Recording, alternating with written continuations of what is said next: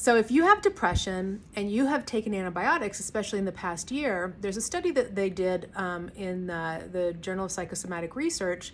That was a study of many different studies, and they looked to see which one of them they could use. And there weren't a lot that they could use out of hundreds of studies, because they're all sort of self-reported. But what they did find is, of the 9 that qualified, they found that there was at least a 20% increase in depression with an antibiotic. I know there's a bunch of this going around, but this is real. And the reason is because if you destroy the microbiome in the gut, you decrease the ability to produce serotonin. It also impacts your hormones. And so if you decrease the ability to produce serotonin in the gut because you have destroyed the microbiome, which is super important in that production, it stands to reason that you're going to see an increase in depression. It's not complicated.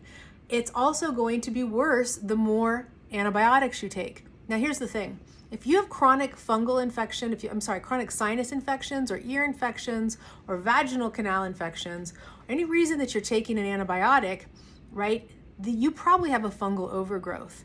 And you probably are feeding that with sugar because it craves sugar and it makes you crave sugar. So there, as you can see, are huge interrelated loops that are at the root of why you have depression. And your serotonin reuptake inhibitor isn't going to be enough over a long period of time, and it's certainly not going to fix the root issue, right? The hope is that your microbiome regrows before too much time passes. But if you don't actively work on it, it's quite difficult.